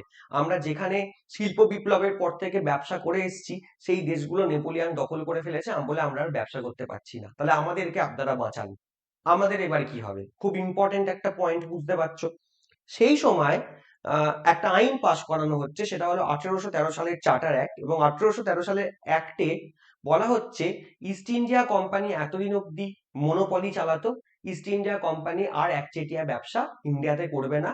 এবার থেকে অন্যান্য যারা ব্রিটিশ কোম্পানি আছে, যারা এই নেপোলিয়ানের জন্য অন্যান্য দেশে মাল রপ্তানি করতে পারছে না, এক্সপোর্ট করতে পারছে না, তারা এবার ইন্ডিয়াতে আসবে এবং ইন্ডিয়াতে তাদের জন্য রাস্তা খুলে দেওয়া হলো, তারা এসে ইন্ডিয়াতে ব্যবসা করবে। কিন্তু ইন্ডিয়াতে এসে তারা যদি ব্যবসা করে, প্রথম আগে যেটা করতে হবে, মনোপলিটা কেড়ে নিতে হবে ইস্ট ইন্ডিয়া কোম্পানি। কারণ ইস্ট ইন্ডিয়া কোম্পানি যদি মনোপলি নিয়ে বসে থাকে, তাহলে তো আর অন্যান্য ব্রিটিশ কোম্পানিরা এসে ইন্ডিয়াতে ব্যবসা করতে পারবে না। তাহলে অন্যান্য ব্রিটিশ কোম্পানিকে যদি ভারতে জায়গা করে দিতে হয়, তাহলে ইস্ট ইন্ডিয়া কোম্পানির মনোপলিটা কিন্তু আগে কেড়ে নিতে হবে। তাই 1813 সালের চার্টার অ্যাক্টে বলা হলো ইস্ট ইন্ডিয়া কোম্পানি এবার থেকে শুধু চীনের সাথে যে ব্যবসা এবং যে চায়ের ব্যবসা, সেই ব্যবসায় তাদের মনোপলি থাকবে, সেখানে অন্যান্য কোনো ব্রিটিশ কোম্পানি ইনভলভ হবে না। বাকি অন্যান্য ব্যবসা কিন্তু অন্যান্য ব্রিটিশ কোম্পানিরা করতে পারবে, কারণ তাদেরকে জায়গা করে দিতে হবে। তারা নেপোলিয়ানের কারণে কিন্তু অন্যান্য যে সমস্ত দেশে তারা বিজনেস এতদিন করে এসছে, সেটা কিন্তু তারা করতে পারতো না। দেখো, আমরা তো সব আইনগুলো এমনিতেই পড়ি, যে চার্টার অ্যাক্টে আমরা সবাই জানি যে অন্যান্য ব্রিটিশ কোম্পানিরা ভারতবর্ষে এসে ব্যবসা শুরু করছে, ইস্ট ইন্ডিয়া কোম্পানি শুধুমাত্র চায়ের ব্যবসা এবং চীনের সাথে ব্যবসা, তাদের মনোপলি থাকছে। কিন্তু এই কারণগুলো, লজিক গুলো বোঝাটা কিন্তু খুব দরকার। কি কারণে হঠাৎ করে এরকম একটা স্টেপস নেওয়া হলো, সেটার জন্য আমি তোমাদেরকে এই কারণটা বললাম। দেখে নাও, এখানে পরিষ্কার বলা আছে, it deprive the East India company from its monopoly of trade with India except for tea and trade with China. মানে শুধু চীনের সাথে ব্যবসা এবং চায়ের সাথে ব্যবসা ছাড়া অন্যান্য কিছু ক্ষেত্রে তারা কিন্তু ব্যবসা করতে পারছে না ইস্ট ইন্ডিয়া কোম্পানি। কারণ কারণ এখানে মনোপলি করে তাদের অন্যান্য যে মনোপলিটা তাদের ছিল চার্টার অ্যাক্ট 1813 মাধ্যমে, সেই মনোপলি কিন্তু চলে গেছে। এবার থেকে কিন্তু অন্যান্য যারা ব্রিটিশ অর্গানাইজেশন তারা ভারতবর্ষে এসে ব্যবসা করবে। দেখো, এখানে আমি নেপোলিয়ানের যে কন্টিনেন্টাল ব্লকেট থিওরি সেটা বলে দিয়েছি, যে but why this monopoly had been changed after 213 years. Industrial movement started in Europe in 1740 from Britain. By 1812, Britain was a leading industrial nation of the world. On the other hand, Napoleon passed continental system blockade to paralyze Great Britain through the destruction of British commerce. Mainly British কমার্সকে ভাঙার জন্য কিন্তু Napoleon এটা করে, যাতে ব্রিটিশরা অন্যান্য দেশে ব্যবসা করতে না পারে। তাই যেখানে যেখানে ওরা ব্যবসা করতো, যেখানে যেখানে ওরা এক্সপোর্ট করতো, সেই দেশগুলোকে কিন্তু নেপোলিয়ান গিয়ে দখল করে দিচ্ছে। As the door was closed for the other British merchant to trade in Europe, so they were allowed to trade in India by British government. তাই যেহেতু অন্যান্য জায়গাতে তারা ব্যবসা করতে পারছে না, তাই ব্রিটিশ গভর্নমেন্ট যাতে তারা ভারতবর্ষে ব্যবসা করে, তাদের জন্য 1813 সালে চার্টার অ্যাক্ট পাস করছে এবং ইস্ট ইন্ডিয়া কোম্পানির থেকে মনোপলি কেড়ে নিয়ে বলছে এবার শুধুমাত্র চা এবং চীনের ব্যবসার ক্ষেত্রে ইস্ট ইন্ডিয়া কোম্পানির মনোপলি থাকবে, বাকি কোনো কিছু থাকবে না। বাকি ব্যবসা কিন্তু অন্যান্য যে সমস্ত ব্রিটিশ কোম্পানি তারা করতে পারবে। যেটা আমি এতক্ষণ ধরে এক্সপ্লেন করলাম। It ended the trading monopoly of EIC, মানে East India Company, except tea and trade with China. তার সাথে এই চার্টার অ্যাক্টে আরো কয়েকটা ঘটনা ঘটছে, যেটা আমাদেরকে একটু দেখে নিতে হবে। There was made a provision that company should invest rupees 1 lakh per year on the education of the Indians. মানে ভারতীয়দেরকে শিক্ষিত করার জন্য। শিক্ষিত কারণ কি? তুমি যদি একটা ভারতের সরকার চালাতে যাও, তাহলে তো আর ইংল্যান্ড থেকে লোকজন এনে ভারতে কাজ করাতে পারবে না। ইংল্যান্ড থেকে কিছু লোক আসতে পারে, ভারতীয়দের দিয়েই আলটিমেট চালাতে হবে। তোমরা যারা সরকারি চাকরির প্রিপারেশন করো, আলটিমেট তো কেন করো? যাতে তোমরা সরকারের ইনভলভ হও, অ্যাডমিনিস্ট্রেশনে ইনভলভ হও, সেখানে কাজ করতে পারো। তো ন্যাচারালি লোকজন লাগবে। কিন্তু ভারতীয় লোকজনকে যদি আলটিমেট কাজে ইনভলভ করতে হয়, তাহলে প্রথম সবচেয়ে ইম্পর্টেন্ট যেটা, সেটা হলো কমিউনিকেশন। এবার ব্রিটিশরা ভারতীয়দের সাথে কমিউনিকেশন তখন করতে পারবে যখন ভারতীয়রা ইংরেজি শিক্ষায় শিক্ষিত হবে, তাদের মধ্যে একটা বেসিক এডুকেশন তৈরি হবে। তাই জন্য 1 লাখ টাকা ইনভেস্ট করা হলো মেনলি ইংলিশ এডুকেশনের জন্য, সেটাও 1813 সালের আইনে। তার সাথে বলছে খ্রিস্টান missionaries war allowed to work in India. খ্রিস্টান মিশনারিরা যদি চলে আসে, তাহলে কি সুবিধে? সেটা হলো একটা একটা ব্রিটিশ কালচার তৈরি হবে। কিছু ধরো মুসলিম আছেন, কিছু হিন্দু আছে, তাদেরকে যদি খ্রিস্টানিটিতে কনভার্ট করে দেওয়া হয়, তাহলে কি হবে? একটা ব্রিটিশ কালচার তৈরি হবে। একটা ব্রিটিশ কালচার তৈরি হলে কি হয়? শাসন করাটা সুবিধা হবে। সেই কারণে খ্রিস্টান মিশনারিদেরকে বলা হচ্ছে, ভাই তোমরা এসে একটুখানি ব্রিটিশ কালচার তৈরি করো, কিছু কনভার্ট করো, কিছু লোকজনের ধর্মান্তরিত করো, ঠিক আছে? এবং তার সাথে 1 লাখ টাকা ইনভেস্ট করা হচ্ছে মেনলি এডুকেশন পারপাসে, যাতে ভারতীয়রা ইংরেজি শিক্ষায় শিক্ষিত হয়। কারণ ইংরেজি শিক্ষায় শিক্ষিত হওয়াটা খুব দরকার ভারতীয়দেরকে যদি ইনভলভ করতে হয় বিভিন্ন সরকারি কাজে, কারণ সেখানে কমিউনিকেশনটা খুব দরকার। তো এই দুটো কাজও কিন্তু 1813 সালে চার্টার অ্যাক্টের মাধ্যমে হচ্ছে। নেক্সট 20 বছরের জন্য আমি বলেছিলাম 20 বছরের জন্য মানে 20 বছর পরেই চার্টারটা রিনিউ করা হবে। তো ন্যাচারালি যদি 1813 সালে চার্টার অ্যাক্ট হয় তাহলে আবার তার 20 বছর মানে 1833 সালের যে চার্টার অ্যাক্ট সেটা আসবে। তো দেখো 1833 সালের যে চার্টার সেটা আমরা এখানে পড়বো। It was passed by the British parliament to renew the charter of East India Company. আমি যেটা বলেছিলাম যে ইস্ট ইন্ডিয়া কোম্পানির চার্টারকে রিনিউ করার জন্য ব্রিটিশরা কি করছে 1833 সালে আর একটা চার্টার অ্যাক্ট পাস করাচ্ছে। East India Company was no more a commercial body. All of its commercial functions were taken away, making it an administrative body working on behalf of the British government. So trade monopoly of British East India ended. মানে পুরোপুরি ভাবে শুধু trade monopoly নয়, পুরোপুরি ভাবে British সরকার এই আইনের মাধ্যমে ইস্ট ইন্ডিয়া কোম্পানির ব্যবসা করার যে ক্ষমতা সেটা কেড়ে নিচ্ছে। কেন? বুঝতে হবে, যত দিন যাচ্ছে তত এক্সপ্যানশন হচ্ছে। এখন কিন্তু 1833 সালে এসে শুধুমাত্র ব্রিটিশ রা ভারতবর্ষের শুধু বাংলা, বোম্বে এবং ম্যাড্রাসে সীমাবদ্ধ নেই। তাই তখন যা হয়েছে হয়েছে, এখন যেহেতু অনেক এক্সপ্যানশন হয়ে গেছে, অনেকটা ব্রিটিশ সাম্রাজ্য বেড়ে গেছে, এবার ইস্ট ইন্ডিয়া কোম্পানির পক্ষে ব্যবসাও করবে আবার পলিটিক্যাল অ্যাক্টিভিটিও দেখবে, দুটো করা সম্ভব নয়। এটা অনুধাবন করে বলা হয় ইস্ট ইন্ডিয়া কোম্পানি এবার তোমরা যেটা করবে, এবার তোমরা শুধুমাত্র পলিটিক্যাল অ্যাফেয়ার দেখবে, তোমাদেরকে আর ব্যবসা নিয়ে মাথা ঘামাতে হবে না। কারণ অলরেডি তোমাদের মনে আছে 1813 সালে আমি কি বলেছিলাম, অন্যান্য ব্রিটিশ কোম্পানিরা আসতে থাকে, তবে ইস্ট ইন্ডিয়া কোম্পানিও ব্যবসা করত, অন্যান্য ব্রিটিশ কোম্পানিরাও ব্যবসা করত। চায়ের সাথে ব্যবসা আর চীনের সাথে ব্যবসাটাই ইস্ট ইন্ডিয়া কোম্পানির মনোপলি থাকবে, সেখানে ইস্ট ইন্ডিয়া কোম্পানি ব্যবসা করবে, অন্য কেউ করবে না। বাকি অন্যান্য ব্যবসা ইস্ট ইন্ডিয়া কোম্পানিও করবে আর অন্যান্য ব্রিটিশ কোম্পানিরাও করবে। এখানে যেটা বলা হলো ইস্ট ইন্ডিয়া কোম্পানিকে দেখুন, এখন যেভাবে আমরা এক্সপ্যান্ড করছি, এখন তো অনেকটা বড় হয়ে গেছে, এখন যা অবস্থা তাতে এই যে ইস্ট ইন্ডিয়া কোম্পানির পক্ষে ব্যবসা করা, তার সাথে গোটা দেশটা চালানো, কারণ বুঝতেই পারছো এখন ব্রিটিশ এক্সপ্যানশন হচ্ছে আস্তে আস্তে, শুধুমাত্র 3-4টে জায়গা নয়, এখন অনেকটা জায়গায় কিন্তু দখল করে নিয়েছে। তো দুটো সম্ভব নয়, তাই ইস্ট ইন্ডিয়া কোম্পানি তোমাদেরকে আর ব্যবসা করতে হবে না, তোমরা আর কোনো ব্যবসায়িক অর্গানাইজেশন হিসেবে কাজ করবে না।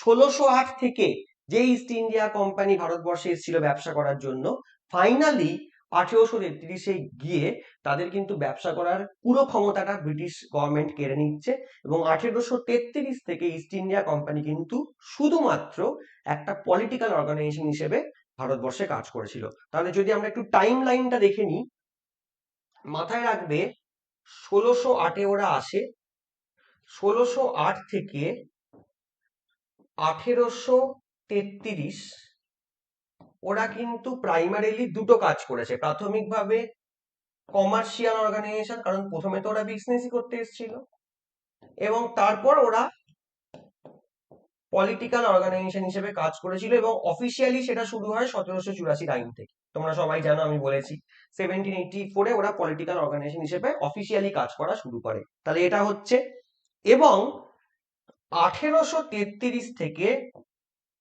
1858 অব্দি, কারণ 1858-র পরে তো আর ইস্ট ইন্ডিয়া কোম্পানি ছিল না, আমরা সবাই জানি 1858 সালে আইনের মাধ্যমে ইস্ট ইন্ডিয়া কোম্পানিকে অ্যাবলিশই করে দেওয়া হয়।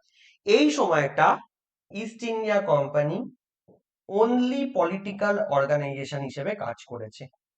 এই সময়টা কিন্তু তারা শুধুমাত্র পলিটিক্যাল অর্গানাইজেশন হিসেবে কাজ করেছে, এটা একটুখানি তোমাদেরকে মাথায় রাখতে হবে। আমরা যদি ইস্ট ইন্ডিয়া কোম্পানির টাইম লাইন বলি তাহলে এটা মাথায় রাখতে হবে, 1608 থেকে 1833 দুটোই কমার্শিয়াল এবং পলিটিক্যাল। পলিটিক্যালটা অফিসিয়ালি 1784 থেকে, কারণ বোর্ড অফ কন্ট্রোল তৈরি আসছে 1784 পিটস ইন্ডিয়া অ্যাক্টের মাধ্যমে। আর 1833 থেকে 1858 শুধুমাত্র পলিটিক্যাল অর্গানাইজেশন। কেন? কারণ 1833-এ ওদের ব্যবসা করার পুরো অধিকারটাই কেড়ে নিয়েছিল ব্রিটিশ সরকার 1833 সালে চার্টার অ্যাক্টের মাধ্যমে। আশা করি বুঝতে পেরেছো। দেখো তার সাথে কি বলছে, both the members of court of director as well as board of control involve in administrative activities. খুব স্বাভাবিক ব্যাপার, কারণ এর আগে আমরা দেখেছিলাম কোর্ট অফ ডিরেক্টরদেরকে বলা হয়েছিল 1784 আইনে, ভাই তোমরা কমার্স দেখবে, বোর্ড অফ কন্ট্রোল তোমরা অ্যাডমিনিস্ট্রেটিভ অ্যাফেয়ার দেখবে। কিন্তু এখন তো যেহেতু অ্যাডমিনিস্ট্রেটিভ অ্যাফেয়ারটাই শুধু রয়ে গেল ইস্ট ইন্ডিয়া কোম্পানির কাছে, তাদেরকে আর কমার্শিয়াল অ্যাফেয়ার তাদেরকে দেখতে হচ্ছে না, তাহলে কোড অফ ডিরেক্টর এবং বোর্ড অফ কন্ট্রোল তো আগে থেকেই পলিটিক্যাল অ্যাফেয়ার দেখতো, তারা সেটাই দেখবে। আর কোড অফ ডিরেক্টর যারা প্রাথমিকভাবে একটা নর্মাল অর্গানাইজেশন হিসেবে কাজ করেছিল, তখন তারা প্রাথমিকভাবে মানে 1773 সালে আইনের আগে আমরা দেখেছিলাম কোর্ট অফ ডিরেক্টর যারা, তারা কিন্তু পলিটিক্যাল অ্যাফেয়ারও দেখতো এবং তার সাথে কমার্শিয়াল অ্যাফেয়ারও দেখতো। তারপর 1784 আইনে তাদেরকে বলা হলো তোমরা শুধু কমার্শিয়াল অ্যাফেয়ার দেখবে। এবার তো কোর্ট অফ ডিরেক্টরের আর কোনো কাজই রইলো না, কারণ কমার্শিয়াল অ্যাফেয়ার ইস্ট ইন্ডিয়া কোম্পানির কাছে থাকলোই না। তাহলে তাহলে কোর্ট অফ ডিরেক্টর এবার কি করবে? কোর্ট অফ ডিরেক্টরও এবার বললো ভাই কোর্ট অফ ডিরেক্টরও তুমি বোর্ড অফ কন্ট্রোলের সাথে তালে তাল মিলিয়ে তোমরাও অ্যাডমিনিস্ট্রেটিভ কাজ দেখো, যেটা স্বাভাবিক। তার সাথে কি বলছে, governor general of Bengal became the governor general of India, Lord William Bentinck became the first governor general of India in 1833। কেন ডেজিগনেশনটা চেঞ্জ কেন করতে হলো? এই কারণে ডেজিগনেশন চেঞ্জ করতে হলো কারণ এখন তুমি ওই বাংলাকে বেস করে গোটা দেশ চালাতে পারবে না, বুঝতে হবে পরিস্থিতি চেঞ্জ হয়েছে। এখন যে ব্রিটিশ ভারত সেটা কিন্তু অনেকটা বড়, তাই জন্য ওই যিনি বাংলার গভর্নর জেনারেল ছিলেন তার ডেজিগনেশনটাকে চেঞ্জ করে করে দেওয়া হলো গভর্নর জেনারেল অফ ইন্ডিয়া। আর গভর্নর জেনারেল অফ ইন্ডিয়া মানে বাংলার শেষ governor general, last governor general of Bengal and first governor general of India, Lord William Bentinck. তাহলে Lord William Bentinck governor general of India হলেন কোন আইনের মাধ্যমে? 1833 সালের চার্টার অ্যাক্টের মাধ্যমে। এছাড়া আর কি হলো দেখা যাক। নেক্সট যেটা বলছে সেটা হলো all the provincial legislative power Madras and Bombay went in the hands of Governor General of India. Provincial legislature were not entitled to make any laws. এইটাকে আমরা বলি সেন্ট্রালাইজেশন। এটাকে আমরা বলি সেন্ট্রালাইজেশন। বাংলাতে বেসিক্যালি এটাকে বলা হয় কেন্দ্রীকরণ। তাহলে এই ব্যাপারটা কি জিনিস যদি একটু দেখে নিই, কিছুই না। আগে আমরা দেখেছিলাম বেঙ্গল মানে গভর্নর অফ বেঙ্গল, তার আন্ডারে বোম্বে থাকবে, ম্যাড্রাস থাকবে। তাই আমরা দেখেছিলাম, তোমাদের সবাই মনে আছে নিশ্চয়ই, 1773 সালের রেগুলেটিং অ্যাক্টের মাধ্যমে বোম্বেতে একজন গভর্নর থাকবে,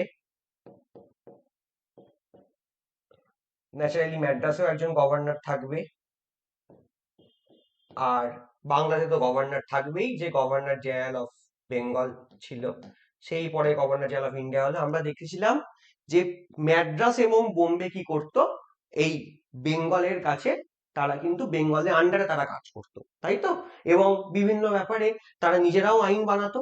ম্যাড্রাসের যারা গভর্নর, যেহেতু ম্যাড্রাসে একজন গভর্নর ছিল, তারা সেও আইন বানাতো, বোম্বের যে গভর্নর সেও আইন বানাতো, এবং তারা আলটিমেট রিপোর্ট করতো বাংলার যে গভর্নর জেনারেল তাকে। এইখানে যেটা হলো বাংলার বোম্বে এবং ম্যাড্রাসের থেকে আইন বানানোর সমস্ত ক্ষমতা কেড়ে নিয়ে সবটা চলে গেল হলো বেঙ্গলের হাতে। তার মানেটা কি? ধরো বেঙ্গলকে কেন্দ্রীভূত করে হচ্ছে, এই হলো বেঙ্গল। এখন যেটা দেখা গেল যে সমস্ত ক্ষমতা বেঙ্গল কেড়ে নিচ্ছে, মানে গভর্নর জেনারেল অফ বেঙ্গল, যে এখন governor general of India, by the way governor general of Bengal বলেও লাভ নেই, ইন্ডিয়া, তার কাছে কি হচ্ছে না সমস্ত ক্ষমতা চলে যাচ্ছে। দেখো তীরটা কোন দিকে যাচ্ছে, তীরটা সেন্ট্রালের দিকে যাচ্ছে। তার মানে এখন যেটা আমাদের দেশে হয় কি হয়, আমরা রাজ্যগুলোকে বলি ভাই তোমরা আইন বানাও, তোমরা তোমাদের মতো করে পলিসি বানাও। মানে আমাদের দেশে যেটা বর্তমানে আছে সেটা হলো ডিসেন্ট্রালাইজেশন, বিকেন্দ্রীকরণ। মানে সেন্টার রাজ্যগুলোকে বলে যে তোমরা কাজ করো, এখানে যেটা হচ্ছে রাজ্যগুলো থেকে সেন্টার সমস্ত ক্যাপচার করে নিচ্ছে, মানে যেটা চীনে হয়। তোমরা জানো চীনে কিন্তু প্রভিন্স গুলোর অ্যাজ সাচ কোনো কনস্টিটিউশনাল পাওয়ার নেই, কিছু কিছু প্রভিন্স কিছু কিছু কাজ করে বটে, সেটাও করে ওই সেন্ট্রাল এই যে কমিউনিস্ট পার্টি আছে তাদের যে দয়া দাক্ষিণ্যে। আর এখানে যেটা হলো বোম্বে এবং ম্যাড্রাসের থেকে সমস্ত পাওয়ার কে কেড়ে নিচ্ছে না গভর্নর জেনারেল অফ বেঙ্গল, যে গভর্নর জেনারেল অফ ইন্ডিয়া হয়ে গেছে এই 1833 আইনে।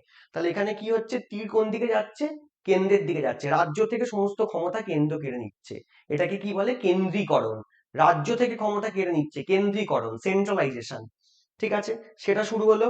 তার সাথে কি বলছে, a law member was added in governor general council. Governor general council কতজন ছিল স্যার? প্রথমে ছিল 4 জন 1773 সালের রেগুলেটিং অ্যাক্টে, সেটা কমে কত হলো 1784 সালের পিটস ইন্ডিয়া অ্যাক্টে সেটা কমে হয়েছিল 3 জন, নিশ্চয়ই মনে আছে।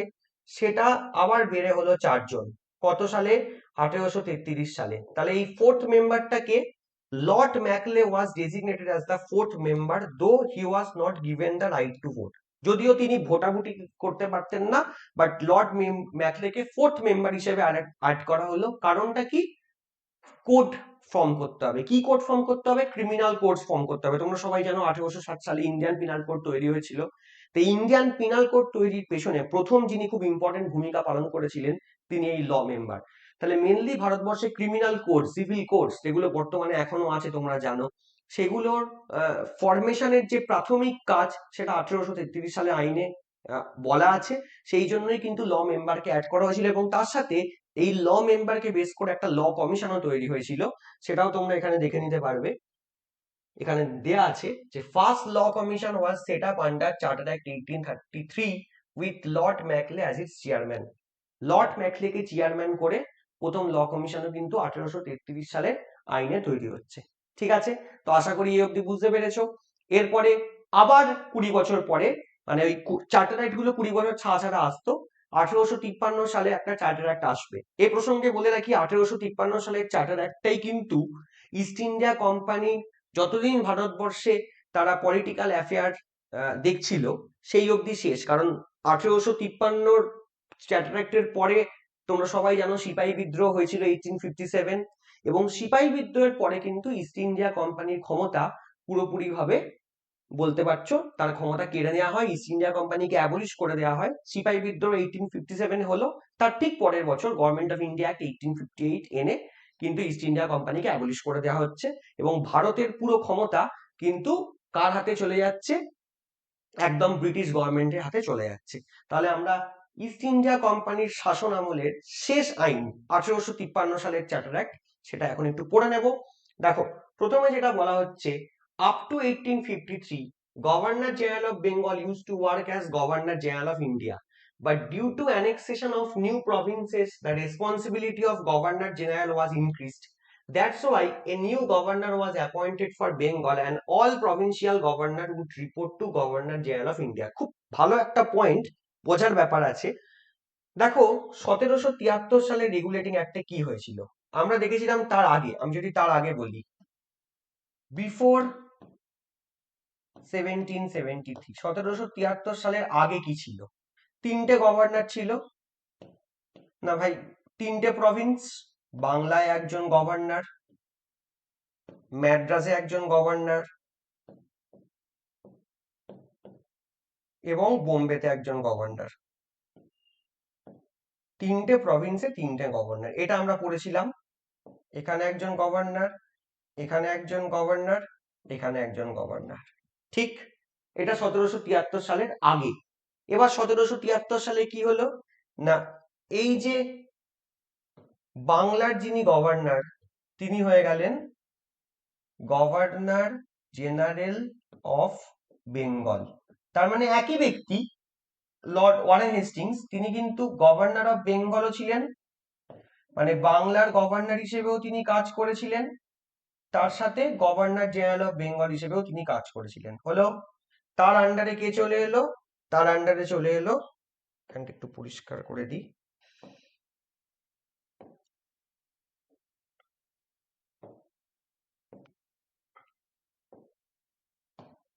তার আন্ডারে কে চলে এলো? বোম্বে চলে এলো, ম্যাড্রাস চলে এলো। এটা কবে এলো? 1773 সালের আইনে। এখানেও একজন গভর্নর, এখানেও একজন গভর্নর। খেয়াল করে দেখো, গভর্নর জেনারেল অফ বেঙ্গল মানে গভর্নর অফ বেঙ্গল যে, সে হয়ে গেল গভর্নর জেনারেল অফ বেঙ্গল, কিন্তু সে ডুয়েল রোল প্লে করছে। কি প্লে করছে? Dual role. তার মানে একদিকে সে বাংলার গভর্নর হিসেবে কাজ করছে, কারণ একই ব্যক্তি, একদিকে সে বাংলার গভর্নর হিসেবে কাজ করছে এবং তার সাথে সে গভর্নর জেনারেল অফ বেঙ্গল হিসেবেও কাজ করছে, আর তাকে রিপোর্ট করছে হলো বোম্বে এবং ম্যাড্রাস। এরপর দেখো, নেক্সট যদি আমি বলি, নেক্সট যদি আমি বলি 1833 সালের আইনে, ঠিক আছে, কি করা হলো না, গভর্নর জেনারেল অফ বেঙ্গল যে, তার ডেজিগনেশনটা চেঞ্জ করে করে দেওয়া হলো গভর্নর জেনারেল অফ ইন্ডিয়া। তার আন্ডারে সবাই আছে, তখন বোম্বে ম্যাড্রাসও আরো বেড়ে গেছে। তাহলে এও কিন্তু ডুয়েল রোল প্লে করছে। কেন? কারণ গভর্নর জেনারেল অফ ইন্ডিয়া যে ব্যক্তি, সেই হলো বাংলার গভর্নর। মানে এতদিন অবধি ফ্রম 1773 থেকে 1833 বাংলার যিনি গভর্নর তিনি দুটো কাজ করেছেন, governor general of Bengal, governor of Bengal একই ব্যক্তি, governor general of India, governor of Bengal. কিন্তু 1853-তে এসে ব্রিটিশ সরকার বুঝতে পারলো একই ব্যক্তিকে দিয়ে দুটো কাজ করানো আর ফার্দার পসিবল নয়, কারণ অনেক এক্সপ্যানশন হয়ে গেছে। ডালহৌসি সময় আমরা চলে এসেছি, 1853 মানে ডালহৌসির সময় ভারতবর্ষে প্রথম রেল চালু হয়েছিল 1853 সালে, তোমরা জানো। তাহলে আর একই ব্যক্তিকে দিয়ে ডুয়েল রোল করানো মানে একই ব্যক্তি সে গভর্নর অফ বেঙ্গল হিসেবেও কাজ করবে, আবার গভর্নর জেনারেল অফ ইন্ডিয়া হিসেবেও কাজ করবে, সম্ভব নয়। তাই যেটা করা হলো, বাংলাতে একজন নতুন গভর্নর আনা হলো, আর গভর্নর জেনারেলকে বলা হলো বাংলা সমেত সমস্ত প্রভিন্স রিপোর্ট করবে গভর্নর জেনারেল অফ ইন্ডিয়াকে। তাহলে আলাদা করে এই যে ডুয়েল রোল থেকে বাংলার নতুন একজন গভর্নর এলো 1853 সালে আইনে। বুঝতে পেরেছো আশা করি। নেক্সট দেখো কি বললো, এরপরে দেখো এইটা গেল 1853 সালের, তো মাইনটা দেখি, এই যে তাহলে up to 1853 governor general of Bengal use to work as governor general of Bengal of India, but due to annexation নতুন প্রভিন্স যেহেতু ঢুকছে, the provinces the responsibility of governor general was increased, that's why a new governor was appointed for Bengal and all provincial governor would report to governor general, সবাই কি করবে, governor general of ইন্ডিয়াকে report করবে, including বাংলার যে governor সে। তার সাথে কি বলা হলো, the law member was given the right to vote. তোমাদের 1833 সালের আইনে বলেছিলাম ল মেম্বারের কোনো ক্ষমতা ছিল না, এখন বলা হচ্ছে ল মেম্বারও ভোট দিতে পারবে। Next, between Charter Act 1833 and Charter Act 1853, Sindh and Punjab has been annexed to East India Company's territory। ওই 33 থেকে 53 মধ্যে সিন্ধ আর পাঞ্জাব ঢুকেছে।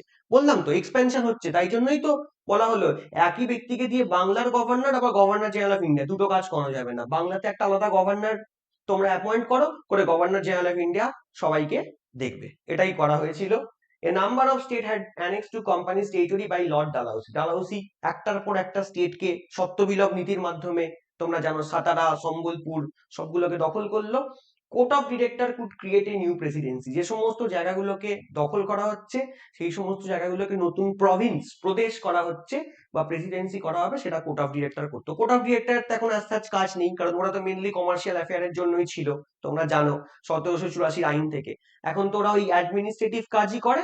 ওদেরকে বলা হলো ভাই যে সমস্ত জায়গা ডালহৌসি দখল করবে, তোমরা সেই জায়গাগুলোকে ওই প্রভিন্স করবে, তার জন্য যা যা আইনি পদক্ষেপ করা তোমরা করবে।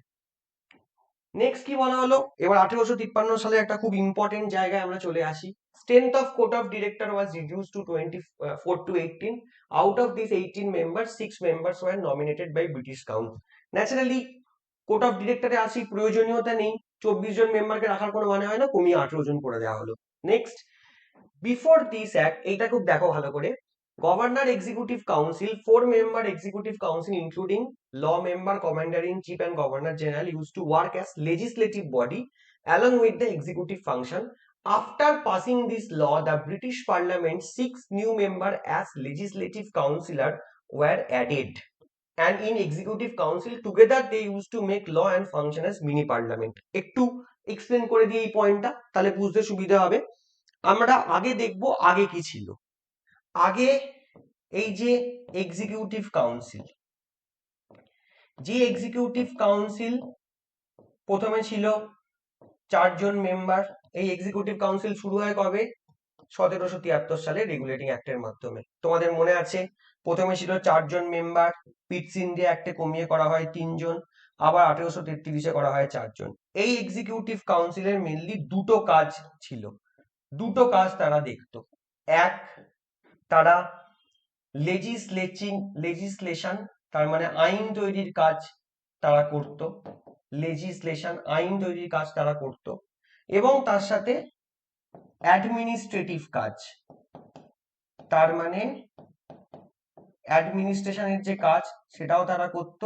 এবং এই যে আইন তৈরি হচ্ছে এনফোর্সিং অফ দ্য লজ, মানে যে আইন তৈরি হচ্ছে সেই আইনগুলোকে এনফোর্স করা, সেই কাজটাও করতো। এই অ্যাডমিনিস্ট্রেটিভ কাজ আর এনফোর্সিং অফ ল কারা করে? এক্সিকিউটিভ করে, তাই তো? আমাদের যে সরকার থাকে, এক্সিকিউটিভ থাকে, তারা কি করে? আইনকে লাগু করে। আর আইনকে তৈরি করে কে? আইনসভা। বর্তমানে ভারতবর্ষে আইনকে তৈরি করে পার্লামেন্ট, রাজ্যের আইনসভা। আর সেই পার্লামেন্টের তৈরি করা আইনগুলোকে এনফোর্স কে করে? ভারত সরকার। রাজ্যের তৈরি আইনগুলোকে এনফোর্স কে করে? রাজ্য সরকার। তাহলে আলটিমেট দুটো রোল প্লে করতো এক্সিকিউটিভ কাউন্সিল। কবে? 1773 থেকে 1853 অব্দি। কি কি রোল প্লে করতো? লেজিসলেশনের কাজও করতো, অর্থাৎ আইন তৈরির কাজও করতো, এবং তার সাথে অ্যাডমিনিস্ট্রেটিভ কাজ এবং আইনকে এনফোর্স করা, অর্থাৎ যেগুলোকে আমরা বলি এক্সিকিউটিভের কাজ, মানে কার্যনির্বাহী, কার্যনির্বাহীর যে কাজ, দুটো কাজই সে করত। তার মানে লেজিসলেশনের কাজও সে করত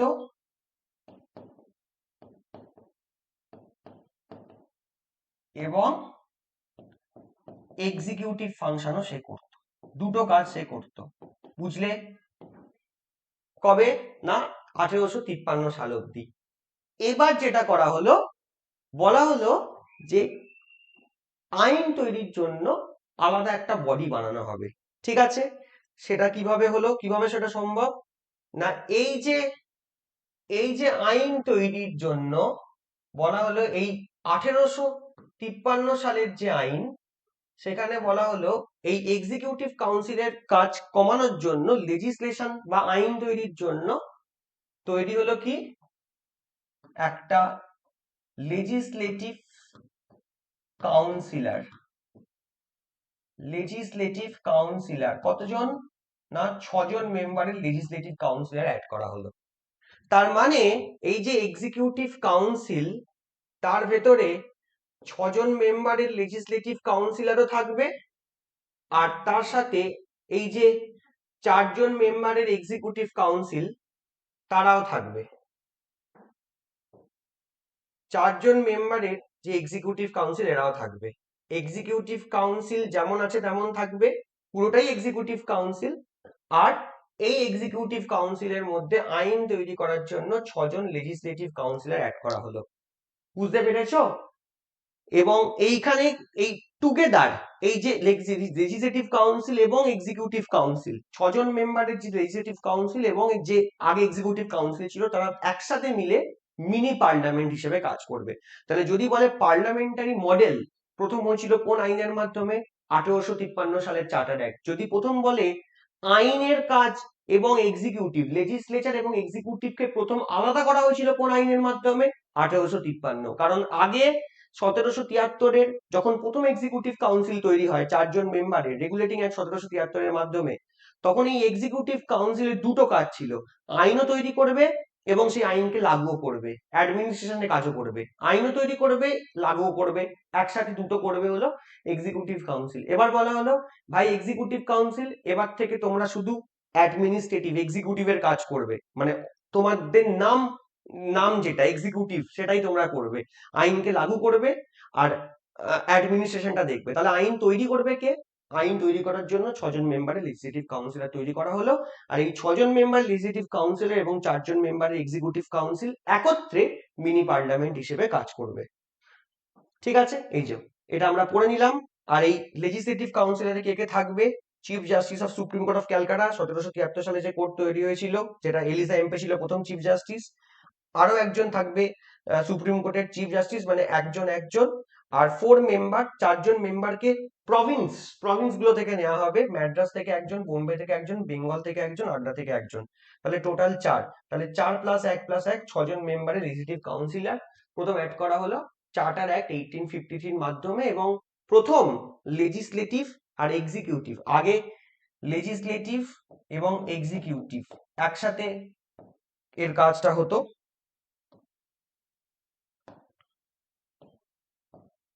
লেজিসলেটিভ এবং এক্সিকিউটিভ একসাথে আগে কাজ হতো। এখন যেটা করা হলো, লেজিসলেটিভ আলাদা, এক্সিকিউটিভ আলাদা। লেজিসলেটিভের কাজ কে করবে?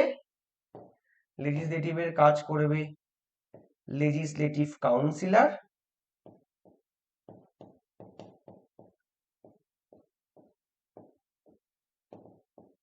আর এক্সিকিউটিভের কাজ করবে এক্সিকিউটিভ কাউন্সিল।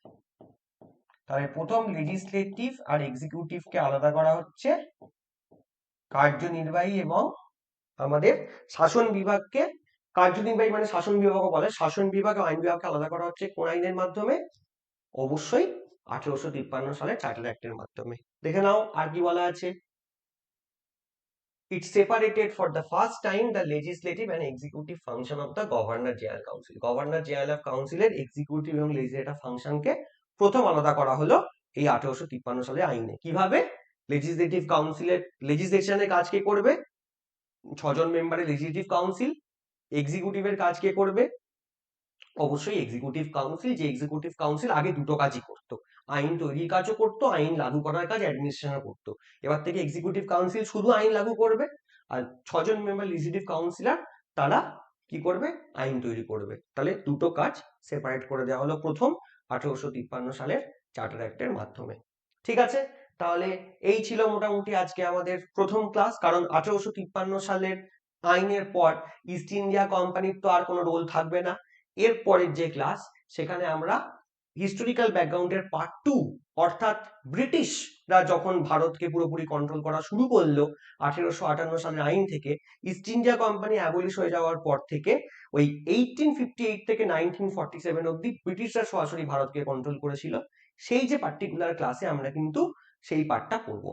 মানে ইস্ট ইন্ডিয়া কোম্পানির শাসন আমলের যে আইনগুলো সেগুলো আমরা পড়ে নিলাম। একদম প্রথমে শুরু করেছিলাম Pitt's India act, sorry regulating অ্যাক্টের মাধ্যমে। Regulating act 1773, Pitt's India act 1784, charter act 1813, charter act 1833, charter act 1853। 5টা ইম্পর্টেন্ট আইন থেকে প্রশ্ন আসে ইস্ট ইন্ডিয়া কোম্পানির শাসন আমলে। এরপর আমাদের যে নেক্সট আলোচনা, সেখানে আমরা ভারতবর্ষের যখন সরাসরি ব্রিটিশরা কন্ট্রোল করছে, অর্থাৎ গভর্নমেন্ট অফ ইন্ডিয়া অ্যাক্ট 1858 থেকে একদম গভর্নমেন্ট অফ ইন্ডিয়া অ্যাক্ট 1935, মানে ভারত শাসন যখন, মানে আলটিমেট ভারত যখন স্বাধীনতা পেল তার আগে যে শেষ ইম্পর্টেন্ট আইন অব্দি, অর্থাৎ ব্রিটিশ আমলের যে আইনগুলো, সেটা আমরা নেক্সট ক্লাসে পড়বো। তাহলে হিস্টোরিক্যাল ব্যাকগ্রাউন্ড আমাদের কমপ্লিট হবে। ঠিক আছে, থ্যাংক ইউ সবাইকে।